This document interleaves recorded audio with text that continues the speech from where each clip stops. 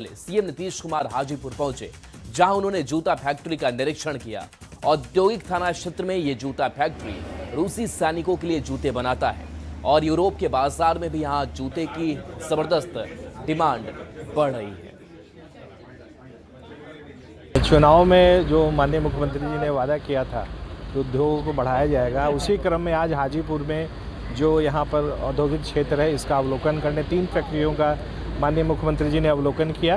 और एक तो यहाँ पर जो विंड चीटर और जैकेट बनते हैं, और दूसरा एक जो विदेश में रशियन आर्मी को सप्लाई होते हैं बूट, वो, और यहाँ एक बिस्किट फैक्ट्री में सर ने जाकर यहाँ का काम देखा और यहाँ के वर्करों से भी बात की।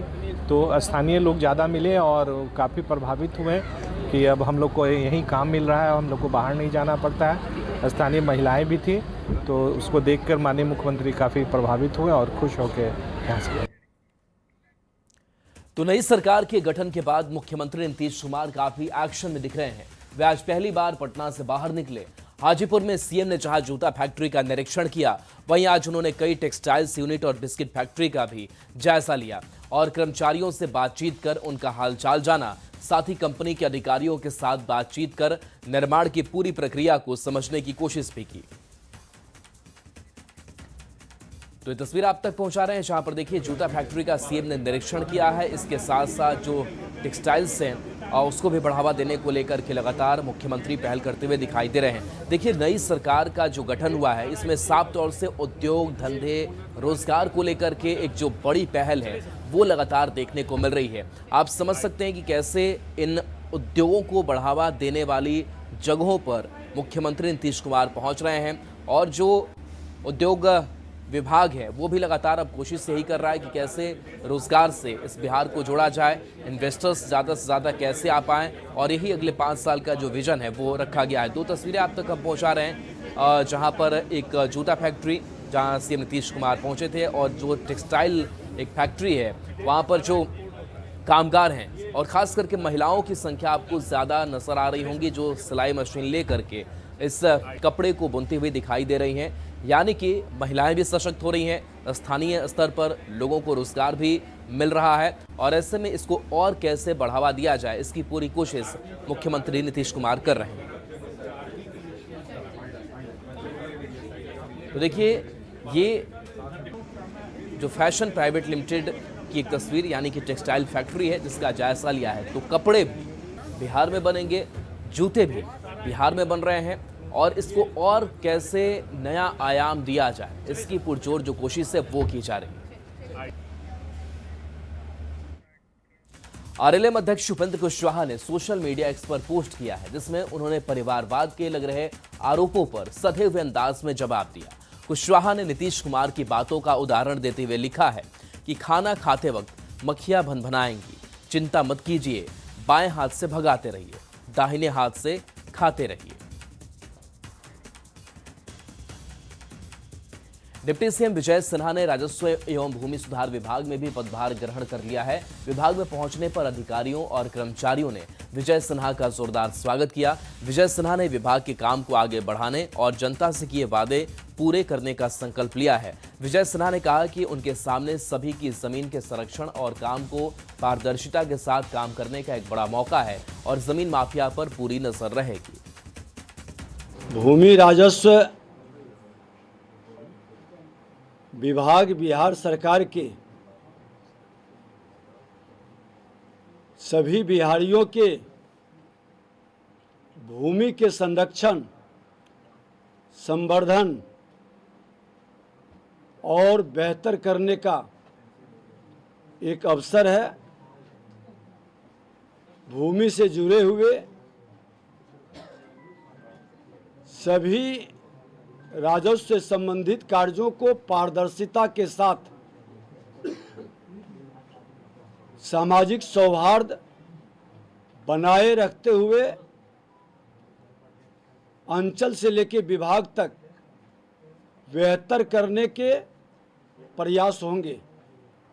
बालू से जुड़े हुए बालू माफिया का, दारू माफिया का और इन दोनों के द्वारा अवैध कमाई करने वाले लोग भूमि माफिया बन जाते हैं। पूरी निगाह सरकार की होगी और नए ढंग से अच्छे लोग को न्यायोचित वातावरण बनाने की हम लोग भूमिका निभाएंगे। चौथी बार नितिन नवीन ने पथ निर्माण मंत्री के तौर पर विभाग की जिम्मेदारी संभाल ली है। इस मौके पर उन्होंने विधिवत पूजा अर्चना के बाद पदभार ग्रहण किया। इस मौके पर नितिन नवीन ने कहा कि अगले 15 दिन में विभाग के काम को लेकर रोड मैप तैयार कर लिया जाएगा और फिर उस पर तेजी के साथ गुणवत्ता से काम शुरू होगा। नितिन नवीन ने चौथी बार पथ निर्माण मंत्री बनाने के लिए सीएम नीतीश कुमार का भी आभार जताया है। मैं ये मानता हूं कि हमारे माननीय मुख्यमंत्री नीतीश कुमार जी ने जो भरोसा मुझ पर जताया है, हमारे केंद्रीय नेतृत्व ने जो उम्मीदें हमसे की हैं, उन उम्मीदों पर खरा उतरना, 2025 में जो संकल्प हम लोगों ने लिया है बिहार में नई सरकार के लिए, उन संकल्पों को पूरा करना, मुख्यमंत्री जी का जो प्रगति यात्रा के माध्यम से पूरे बिहार के रोड इंफ्रास्ट्रक्चर को मजबूत करने का जो सपना उन्होंने प्रगति यात्रा के योजनाओं से देखा है, उन योजनाओं को क्रियान्वयन करना। माननीय प्रधानमंत्री नरेंद्र मोदी जी ने जो बिहार के रोड इंफ्रास्ट्रक्चर के लिए जो विजन दिया है, एक्सप्रेसवे, रिंग रोड की कल्पना, इन कल्पनाओं को साकार करना और बिहार रोड इंफ्रास्ट्रक्चर अपने आप में काफ़ी गति पाया और जिसको पूरा लाभ इस चुनाव में बिहार की हम एनडीए सरकार को मिला। हम लोग चाहते हैं कि 25 से 30 का भी रोड मैप उसी प्रकार का हो। बिहार का रोड की चर्चा अब देश के अन्य कोने में होना शुरू हुई है, अब हम उसको स्थापित करना चाहते हैं। बिहार के सड़क के साथ साथ पुल पुलियों की भी जो मेंटेनेंस की जो विजन है, उसको भी हम एक नाजीर के रूप में देश के सामने पेश करना चाहते हैं। और इन सब चीज़ों के विजन के साथ नरेंद्र मोदी और नीतीश कुमार का जो नेतृत्व हमको विजन दिया है इस राज्य के विकास के लिए, उस विजन को आगे बढ़ाने का काम हम लोग करेंगे। क्वालिटी हम लोग के लिए मुख्य मापदंड है और साथ में गुणवत्ता के साथ विकास और योजनाओं का क्रियान्वयन समयबद्ध तरीके से करना, ये सब हमारी प्राथमिकता रहेंगी। बहुत जल्द 15 दिन के अंदर आपको पूरे रोड मैप के साथ हम आपके साथ चर्चा करेंगे। आज के दिन आप सबको भी धन्यवाद देता हूँ, साथ में माननीय मुख्यमंत्री जी, माननीय प्रधानमंत्री जी को, अपने केंद्रीय नेतृत्व को, अपने प्रदेश नेतृत्व को, कि बिहार में फिर से पथ निर्माण की दृष्टि से मुझे काम करने का अवसर मिला है। मैं अपने विभाग के अधिकारियों के सहयोग से, अपने अभियंताओं के सहयोग से बेहतर मॉनिटरिंग के साथ काम करूं, इसका प्रयास करेंगे। 25 नवंबर यानी कल नई सरकार की पहली कैबिनेट की बैठक होनी है। ऐसे में मंत्रियों ने ताबड़तोड़ विभागों की जिम्मेदारी संभालना शुरू कर दिया है। उत्पाद एवं मद्य निषेध मंत्री विजेंद्र यादव ने आज पदभार ग्रहण कर लिया है। विभाग का जिम्मा संभालते ही विजेंद्र यादव ने कहा कि बिहार में आगे भी पूर्ण शराबबंदी लागू रहेगी और जहां गड़बड़ी है उसे ठीक किया जाएगा। अधिकारियों के साथ समीक्षा बैठक कर व्यवस्था को दुरुस्त करेंगे। आज विभाग में हम आए हैं और बहुत दिनों के बाद ये विभाग मेरे जिम्मे था ही, पूरी समीक्षा वगैरह करके जितना ज़्यादा बेहतर काम हो सकता है उसको करेंगे, बस इतना ही। सर, आपके पास वित्त विभाग भी है, कैसा है जिम्मेदारियां हैं? वित्त विभाग में पूछिएगा। चलिए ठीक है। शराबबंदी को लेकर के विपक्ष लगातार सवाल खड़ा करता रहा है, अब जिम्मेवारी शराब कुछ नहीं, शराबबंदी रहेगी, उसमें गड़बड़ी जो हो उसको ठीक करेंगे। पशु मत्स्य संसाधन मंत्री सुरेंद्र मेहता ने पदभार ग्रहण किया। इस दौरान विभाग के अधिकारियों ने मंत्री सुरेंद्र मेहता का स्वागत किया। सुरेंद्र मेहता ने मत्स्यजीवी समाज और पशुपालन करने वाले लोगों के हित में काम करने और सरकार की योजनाओं का लाभ पहुंचाने की बात कही। मुख्यमंत्री आदरणीय श्री नीतीश कुमार जी के नेतृत्व में पशुपालन और मत्स्य संसाधन विभाग निश्चित रूप से आने वाले दिनों में काफी आगे होगा और हम लोग तमाम जितने मंत्री हैं सभी विभागों में सब लोग मिलकर के एक नए बिहार, विकसित बिहार के लिए काम करेंगे। श्रम संसाधन मंत्री संजय टाइगर ने भी आज अपने विभाग की जिम्मेदारी संभाल ली है। इस मौके पर पूर्व मंत्री संतोष कुमार ने उनका जोरदार स्वागत किया। पदभार ग्रहण करने के बाद संजय टाइगर ने कहा कि विभाग की जो योजनाएं पहले से चल रही हैं उनकी समीक्षा की जाएगी, फिर आगे की प्राथमिकता तय होगी।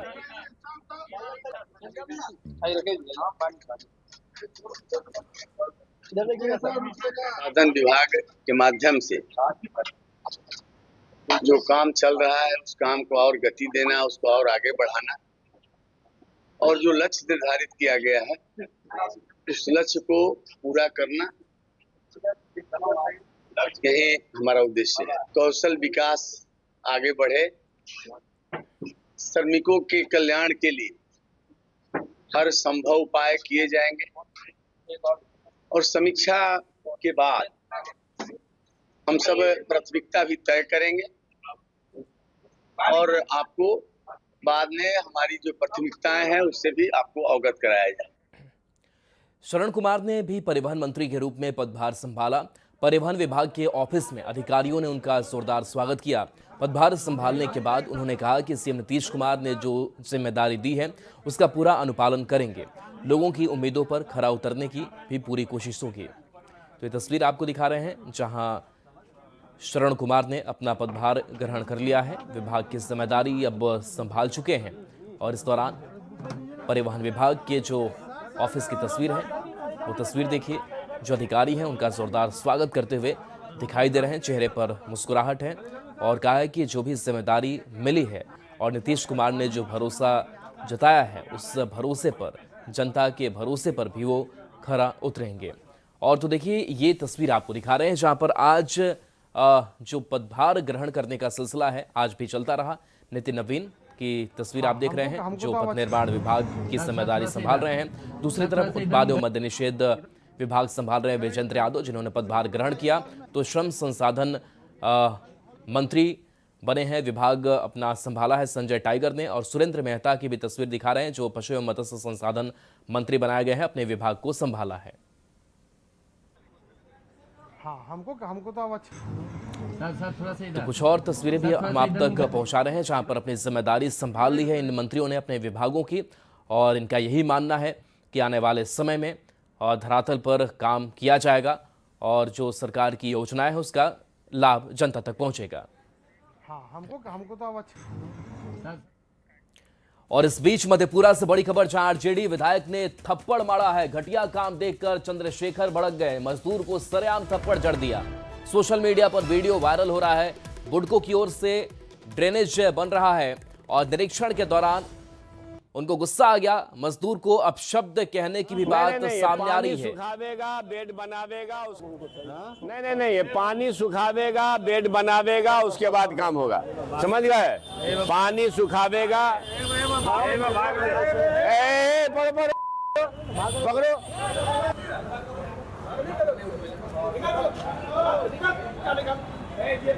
वो जो पानी में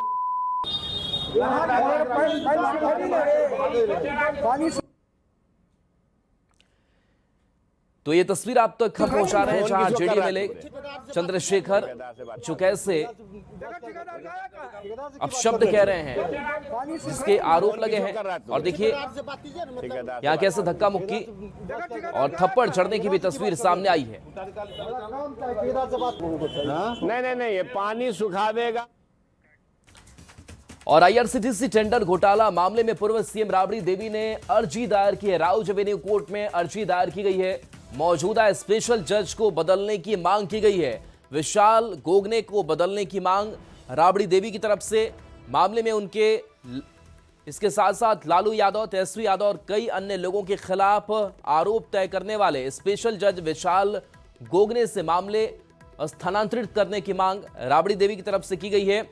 और राबड़ी देवी ने जज विशाल गोगने के सामने लंबित 4 मामलों को स्थानांतरित करने की मांग करते हुए कहा है कि वह उनके प्रति पक्षपाती हैं और पूर्व नियोजित मंच से मामले की सुनवाई हो रही है। राबड़ी देवी के ट्रांसफर अर्जी पर कोर्ट कल मंगलवार सुनवाई कर सकता है। और इस बीच पटना से बड़ी खबर जहां 2 करोड़ की रंगदारी की मांग हुई है। विधायक के नाम पर रंगदारी मांगी गई है। कारोबारी से 2 करोड़ की रंगदारी की मांग की गई है। बच्चे को उठाने की भी धमकी है। कारोबारी के परिवार में दहशत है। पत्रकार नगर थाने में आवेदन दिया गया है। पुलिस को कॉल रिकॉर्ड भी दिया गया है। तो बड़ी खबर पटना से ये बता रहे हैं जहां पर विधायक के नाम पर रंगदारी की मांग हुई है। 2 करोड़ की रंगदारी की मांग की गई है। कारोबारी का परिवार दहशत में है। बच्चे को उठाने की भी धमकी दी गई। हालांकि पुलिस मामले की अब तफ्तीश कर रही है। पुलिस को कॉल रिकॉर्ड भी दिया गया है। तो ये पूरा मामला पत्रकार नगर थाना का सामने आया है और इसी नगर थाने में आवेदन दिया गया है। अब देखना होगा कि जिसने ये रंगदारी की मांग की है उस तक पुलिस कब तक पहुंच पाती है, क्या कुछ पता लगा पाती है, क्योंकि जो कारोबारी का परिवार है वो दहशत में है। 2 करोड़ की रंगदारी की मांग की गई है। संजय हमारे साथ न्यूज 18 संवाददाता जुड़े हुए हैं। संजय, कारोबारी से 2 करोड़ की मांग, क्या पूरा मामला सामने आया है? तो देखिए, ये खबर जहां विधायक के नाम पर रंगदारी की मांग की गई है, हालांकि ये रंगदारी मांगने वाला कौन है इसके बारे में पुलिस पता लगा रही है। और खगड़िया से बड़ी खबर, जहां 2 साइबर ठग गिरफ्तार किए गए हैं। डीजीपी बनकर रुपए मांगने का आरोप इनके ऊपर है। डीजीपी बनकर एसपी से रुपए की मांग की थी।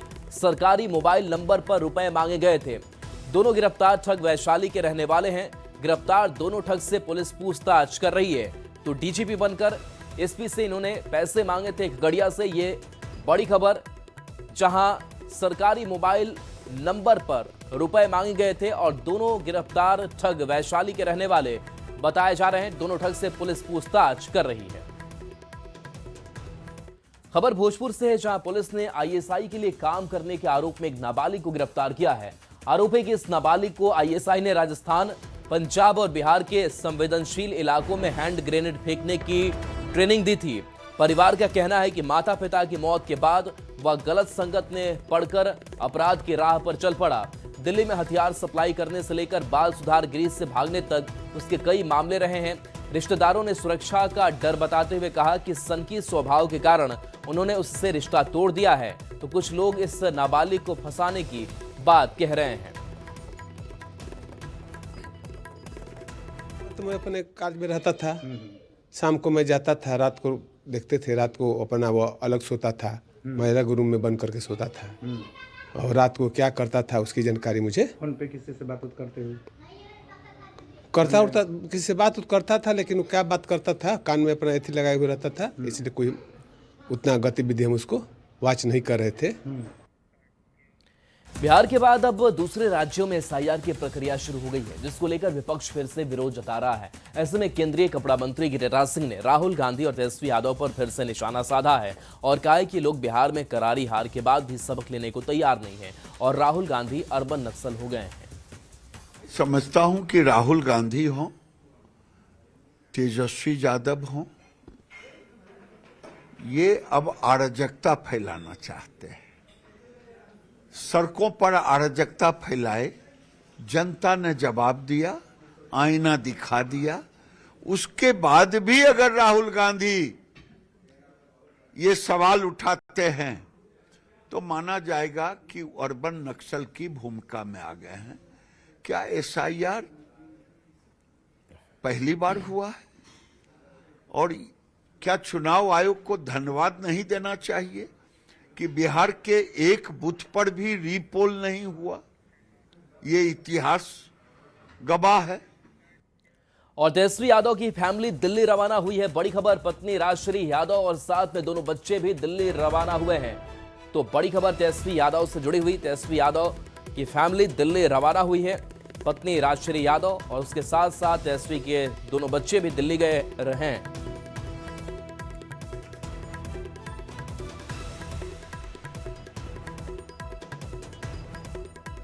तो ये तस्वीर आपको एयरपोर्ट की दिखा रहे हैं, जहां पर तेजस्वी यादव, उनके साथ साथ उनकी पत्नी राजश्री यादव और इसके साथ दोनों जो छोटे बच्चे हैं वो भी साथ में आपको दिखाई दे रहे होंगे। एयरपोर्ट की ये तस्वीर है जहां दिल्ली रवानगी इस परिवार की हुई है। तो तेजस्वी यादव अब चुनाव के बाद से दिल्ली की रवानगी की ये तस्वीर सामने आई है, जहां वो अपनी पत्नी राजश्री यादव के साथ दिखाई दे रहे हैं। इसके साथ साथ दोनों बच्चे तेजस्वी यादव के मौजूद हैं। खबर सीतामढ़ी से, जहां भारत नेपाल की खुली सीमा आंतरिक सुरक्षा के लिए चिंता बढ़ा रही है। कई जगह एसएसबी की चेकपोस्ट होने के बाद भी ज्यादातर इलाका पूरी तरह से खुला है। कोई भी बिना रोक टोक भारत में प्रवेश कर सकता है। सीतामढ़ी से लगभग 55 किलोमीटर लंबी सीमा नेपाल से लगी हुई है। सीतामढ़ी से भारत नेपाल की तकरीबन 55 किलोमीटर की सीमा रेखा मिलती है। हम आपको तस्वीरों के जरिए दिखाने की कोशिश करते हैं कि भारत और नेपाल की जो सीमा है वो पूरी तरीके से खुली हुई है। हालांकि केंद्र सरकार के द्वारा इस सीमा रेखा को कहीं कहीं रेखांकित किया गया है और वहां पर एसएसबी की तैनाती की गई है। लेकिन तस्वीरों के जरिए आप देख सकते हैं जो भारत और नेपाल की खुली सीमा है उसकी स्थिति क्या है। कभी भी कोई भी शख्स नेपाल की इस खुली सीमा का फायदा उठाकर भारत में प्रवेश कर सकता है और कोई भी अप्रिय घटना को अंजाम दे सकता है। इन्हू के लोग नेपाल में, नेपाल के लोग यहाँ आए, मतलब जब मिली जुली है, प्रशासन दोनों है, चलत है, अबैत है, जाइत है। पूरा बॉर्डर उटर कुछ नहीं है, तार उर कुछ नहीं है, ना इसलिए खुला हुआ है, कोई भी जा सकता ना कोई भी आ सकता है, जा सका। खाली बेरियल 2 वर्ष से है, लोग वही बेरियल तर मान लीजिए रहल तो ये चेक फेक कैल। यहाँ कोई सुरक्षा न है, प्रशासन जहाँ बैठल है तहीं है, बाकी तो सब खुले, पूरा खुलल है, जगह मन कर से आ सके छे। हम सब तो यह कहबै कि सबके सुरक्षा चाहिए, सुरक्षा चाहिए, ना तो कभी भी कोई घटना हो सके छे, हो सके कोई घुस सके, कोई से की एकरा लेखा जोखा है। आप तस्वीर देख सकते हैं जो स्थानीय लोग हैं उनका भी कहना है कि जो सीमा रेखा है उसके सुरक्षा व्यवस्था की मुकम्मल इंतजाम होना चाहिए, क्योंकि कई दफे इस तरह की घटनाएं सामने आ चुकी है कि भारत और नेपाल के रास्ते कई जो देश विरोधी ताकतें हैं वो भारतीय सीमा में प्रवेश करके अपने काले मंसूबों को पूरी करने की कोशिश किए हैं। राकेश रंजन, न्यूज़ 18 सीतामढ़ी। और चलिए न्यूज़